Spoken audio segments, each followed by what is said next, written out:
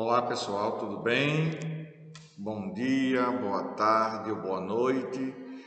Essa é mais uma aula gravada para a turma do sétimo ano. Sétimo ano, conteúdo de história, conteúdo revisional. Espero que vocês estejam bem, cuidando da saúde, não é? Mantendo lá as medidas preventivas contra essa pandemia que estamos vivenciando no mundo e no Brasil, e que agora nós vamos iniciar a nossa aula depois de ter pedido a vocês essa conscientização, tá bom? Nós temos o quê? Nós temos para hoje essa aula revisional que vai colaborar para que você possa conseguir fazer uma excelente avaliação de história, tá bom? Pois bem, na página 134, nós temos um subtítulo da seguinte forma, da seguinte maneira: absolutismo.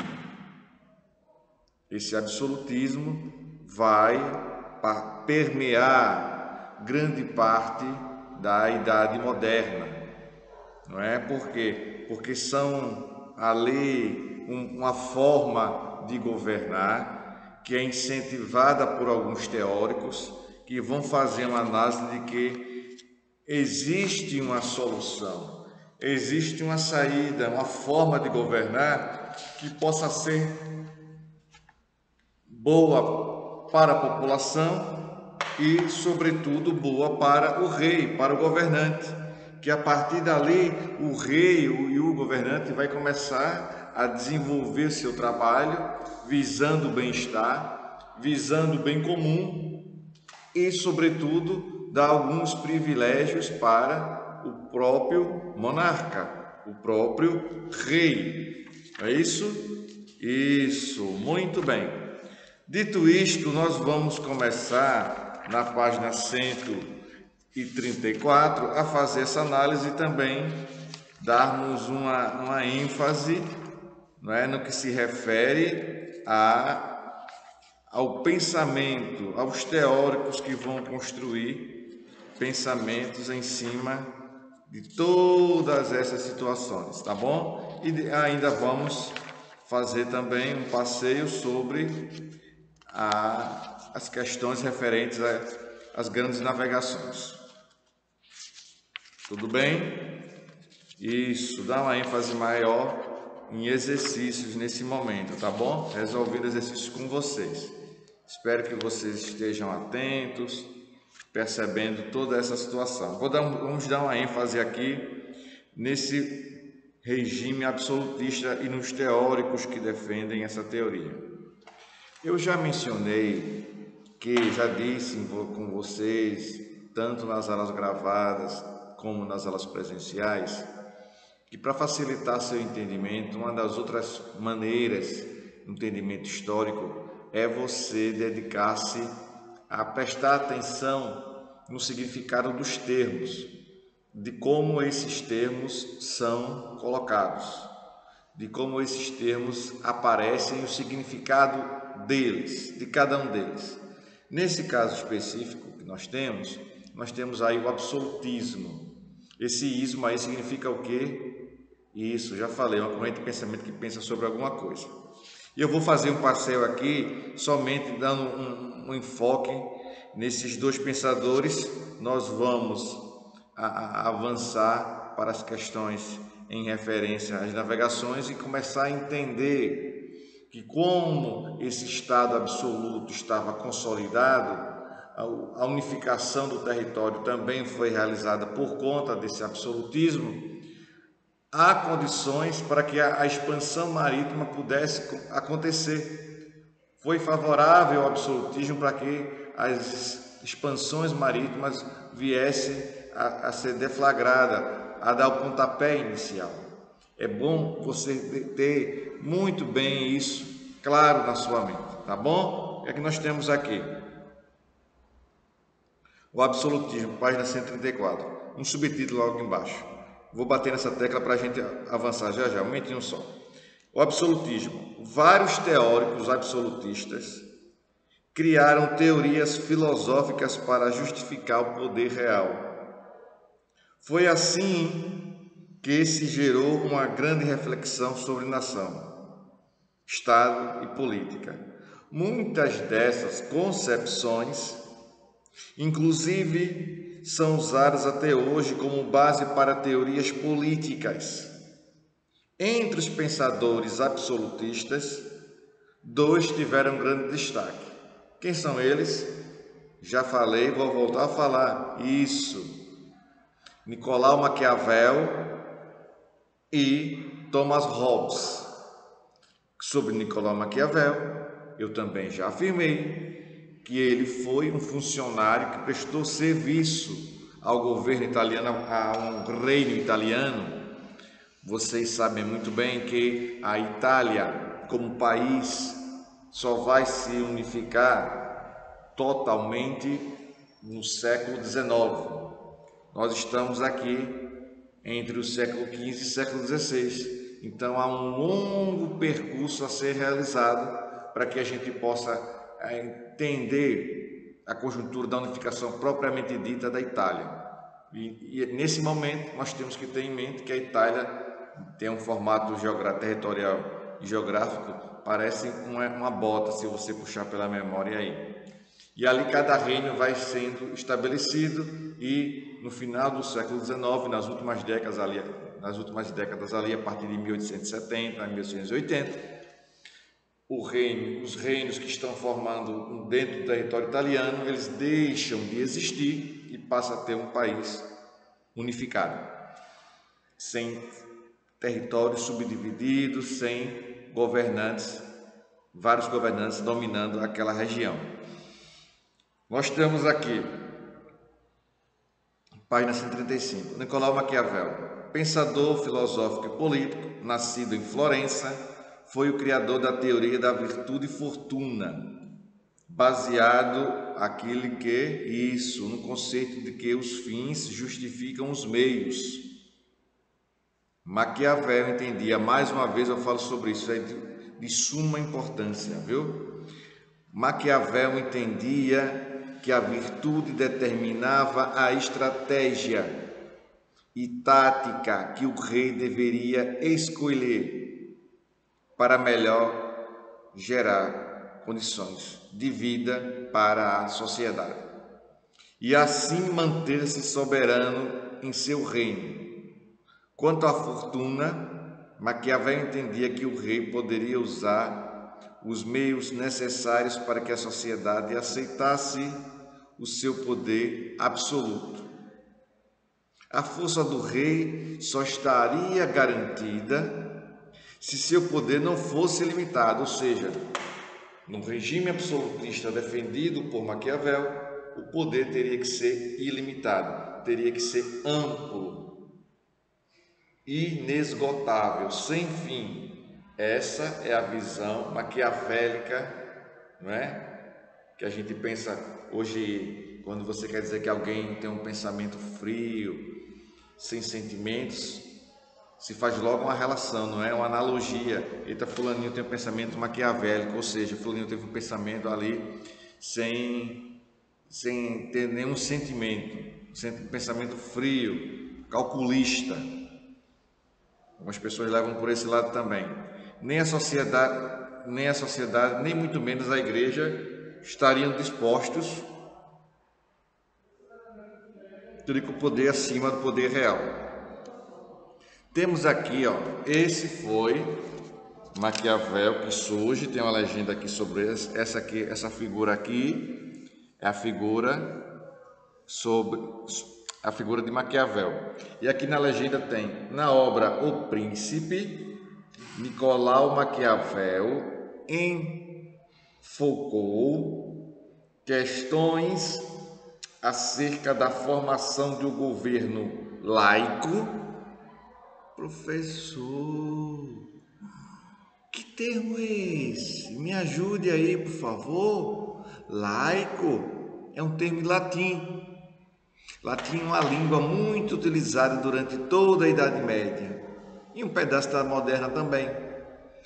E ela vai ser uma língua importante porque dela vão surgir outras línguas como o italiano, o português, um pouquinho de espanhol. E laico significa o quê, professor? Fale logo aí, por favor. Vou falar, calma.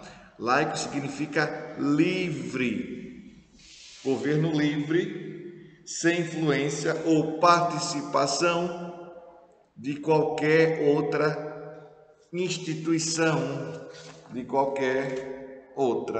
instituição. Embaixo dessa foto nós temos agora aqui, ó, na página 135, nós temos Hobbes.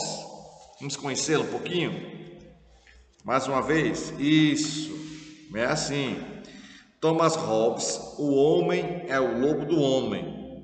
Com essa frase, Hobbes explica bem que a sociedade necessitava evoluir na sua política para poder se organizar enquanto um Estado de verdade.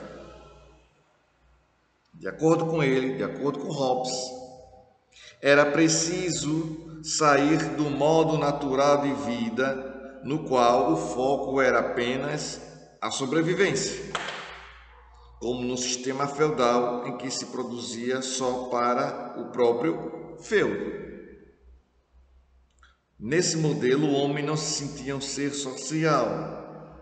Para o rei ser respeitado, deveria existir um governo centralizado.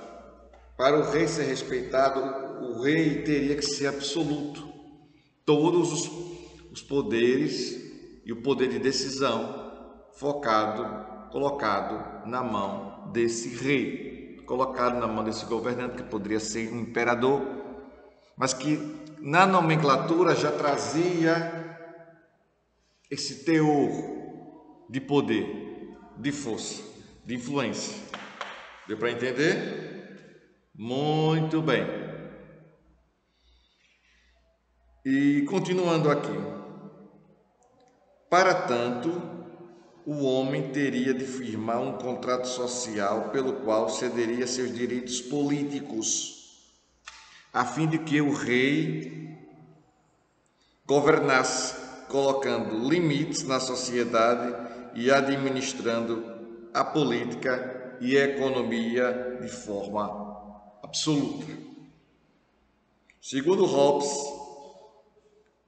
para escapar ao caos e ter assegurada a sobrevivência, o homem perderia a liberdade política. A visão de Hobbes, o homem, para escapar do caos e ter assegurado a sua sobrevivência, ele perderia a liberdade política. Não é? Tá bom? Vamos agora dar um mergulho em questões, em exercícios. Vamos lá? Isso, muito bem. Na página 139, eu convido vocês para abrir o nosso livrinho na página 139, que lá vocês vão ter. Sexta questão.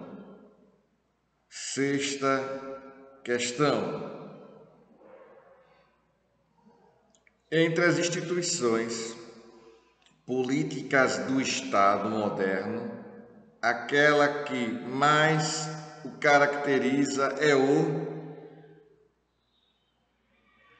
Muito bem, letra C, sexto quesito, página 139. Página 139, sexto quesito. Letra C, o absolutismo monárquico que intervinha na vida econômica. Sétima questão. A formação das monarquias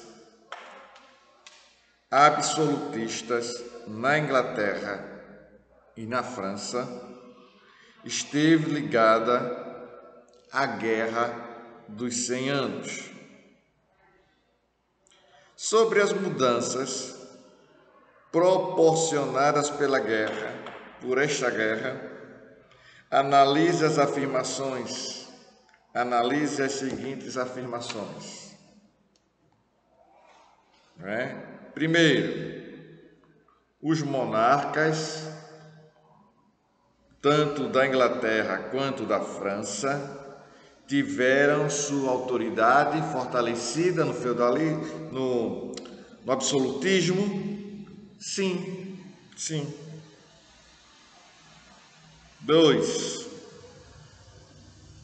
As alianças entre a nobreza feudal e a burguesia fortaleceram a centralização dos feudos? Não fortaleceu. Não é? Pelo contrário, foi declinando, os feudos foram perdendo espaço. 3. O poder dos nobres, que exerciam autoridade particular nos feudos, foi abalado? Sim. Então, nós temos na 7ª questão 2 alternativas corretas. A primeira e a terceira. Vamos lá? Vamos para a página 140. Diz assim, 9ª questão. Por volta do século XVI, associa-se à formação das monarquias europeias, nacionais europeias. O que é que estamos querendo saber aqui? Que o autor do livro está querendo saber? Do livro não, dos elaboradores dessa questão. Repetindo, por volta do século XVI, associa-se à formação das monarquias nacionais europeias. O que é que está acontecendo? Ao mesmo tempo que surge a formação das monarquias europeias. Vamos ver. Surge o quê? A demanda de protecionismo por parte da burguesia mercantil emergente e a circulação de um ideário político absolutista. Letra B. A afirmação política e econômica da aristocracia rural e a sustentação ideológica liberal para a centralização do Estado. Letra C. As navegações e conquistas ultramarinas e o desejo de implantação de uma economia mundial de livre mercado. Letra D. O crescimento do contingente na mão de obra camponesa e a presença da concepção da ditadura do proletariado. A ditadura do proletariado não vai surgir nesse momento, não. Tá? Surge com Karl Marx lá no século XIX, meados do século XIX, para ser mais exato. 9ª questão, então, página 140. Qual é a letra? Isso, muito bem. Letra A. 9ª questão, letra A, página 140. 10ª questão. Jacques Bossuet utilizou argumentos extraídos da Bíblia para justificar o poder absoluto do direito divino da realeza, com o lema: um rei, uma lei e uma fé. São características do absolutismo na França. Ou seja, ele deu aí uma afirmação e ao lado dessa afirmação ele deu uma numeração.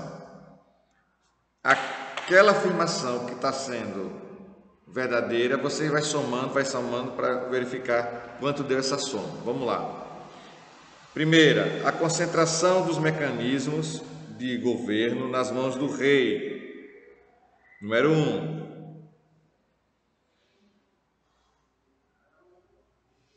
Número 2, identificação entre nação e coroa. Número 4, a influência do racionalismo iluminista como justificativa do poder absoluto do direito divino do rei.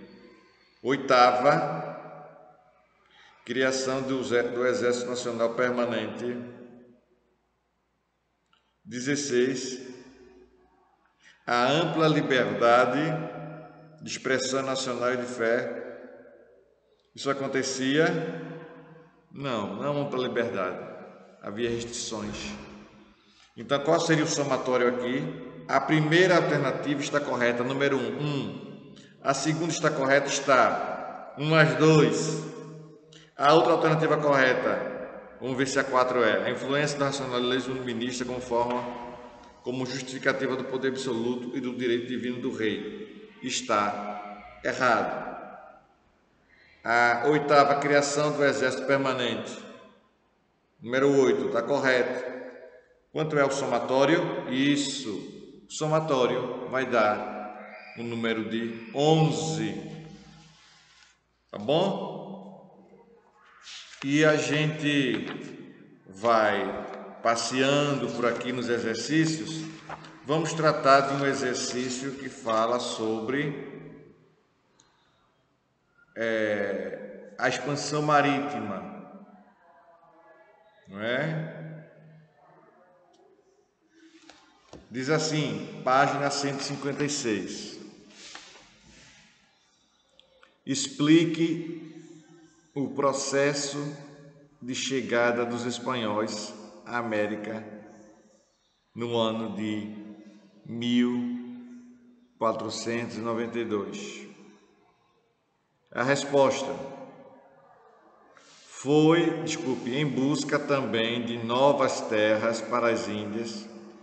Em busca de novas terras para as Índias, os espanhóis financiaram o navegador genovês Cristóvão Colombo em 1492, quando ele chegou à ilha de Guanani, atual São Salvador, nas Bahamas. Percebemos também que é uma questão agora dissertativa, uma questão também chamada como aberta, que você não teve dificuldades em realizar. Tá bom? E